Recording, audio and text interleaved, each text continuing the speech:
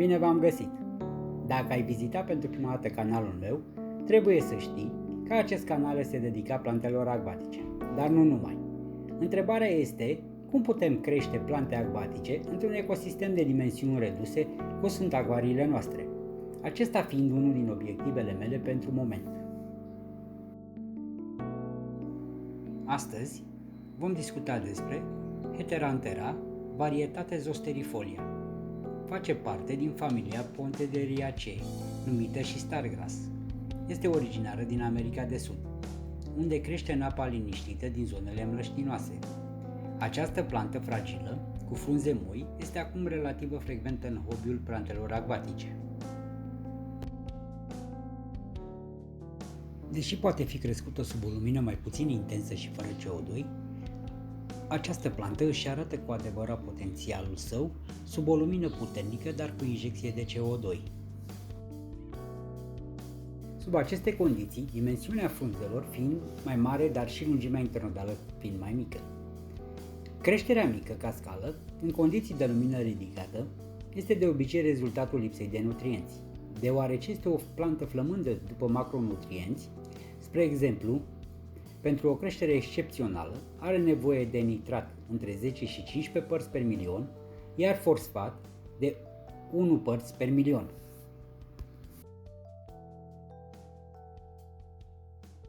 Reacționează la o lipsă bruscă de nitrați prin transformarea transparentă și topirea frunzelor. Deficiențele de fosfați au ca rezultat plante cu frunze de culoare verde închis. Deficiențele de fier și micronutrienți au drept consecință cutele albe sau marginea neagră pe frunze. Haideți să vorbim puțin și să vedem cum putem obține tufe compacte. Zosterifolia este o plantă foarte maleabilă, răspunzând bine la tăierea vârfurilor și lăsând porțiunile înrădăcinate. Cu acest tratament, Zosterifolia produce o mulțime de noi lăstari laterali, ceea ce duce la o creștere densă și stufoasă. Dacă îi se permite să crească de-a lungul suprafeței, planta produce adesea flori frumoase albastre. Tulpinile pot atinge 30-50 de cm înălțime și 16-12 cm lățime. Sub o lumină puternică, creșterea este intensă și densă, iar planta trebuie tăiată înainte să devină atât de compactă, încât nicio lumină să nu ajungă la frunzele inferioare. Din cauza densității, este oprită lumina și circulația apei. Tulpinile în partea inferioară se vor înnegri, iar în scurt timp se vor topi. Dacă ați observat acest lucru la timp, tăiați partea superioară a plantei. Partea care va rămâne în substrat o tăiați la nivelul substratului. Replantați părțile superioare. Planta replantată își va dezvolta noi lăstari pe tulpină, iar aceștia vor putea fi tăiați și replantați. Întrebarea este de ce se înnegresc părțile inferioare ale plantei. Știu că o repet, dar ca să nu aveți surprize vă mai spun o dată. Creșterea densă blochează circulația apei la nivelul substratului, dar și la partea inferioară a plantei, înfometând frunza de CO2. Și de aceea planta își sacrifică frunzele. Este valabil pentru toate plantele din acvariile noastre, iar Zosterifolia nu face excepție. Așa că asigurați-vă că aveți o circulație foarte bună a apei la toate nivelele.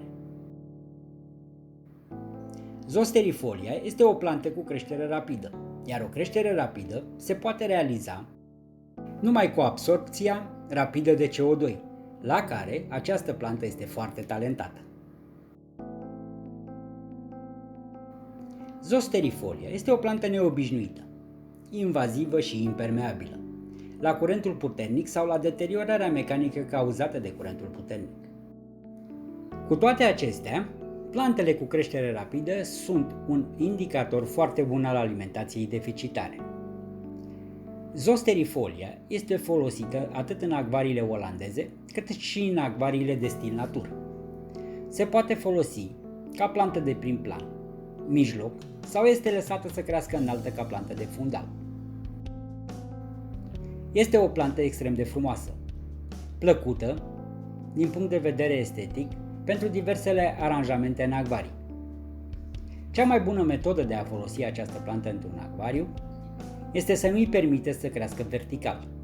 Dacă nu doriți să vedeți flori așa cum arată imaginea. În acvariile închise formează flori mici albastre, dacă unii lăstare ajung la suprafața apei. Zosterifolia în acvariul meu crește sub o intensitate medie a luminii, sub o lampă LED, cu un nivel al parului în jurul valorii de 100 umol, 9 ore pe zi, fără pauză. Nivelul nitraților sunt în jurul valorii de 5 părți per milion. Se dezvoltă destul de bine în jurul acestei valori. Nivelul fosfatului este în jurul valorii de 3 părți per milion. Fertilizez la fiecare 2 zile. Poate fi ținută jos, legată de decor, similar modului în care ținem mosul sau ricia, legată de pietre sau lemne, în poziție orizontală. Atunci vor trebui tăiați lăstari individuali și rădăcinile aeriene care apar. În magazinele destinate acvaristicii găsim planta de cumpărat sub 2 forme, în ghiveci cu vată minerală sau in vitro. În cazul ghiveciului, se desprinde planta de vata minerală, se curăță de eventualele resturi de vată, se fac porții formate din 3-4 fire și se plantează. Firele foarte lungi se pot tăia mai scurt la 7-8 cm și se vor planta cu penseta. In vitro o putem achiziționa în gel sau în lichid. La varianta în gel se îndepărtează gelul sub apă călduță la 22-25 de grade Celsius. Se fac porții, se iau câte 3-4 fire în pensetă și se plantează.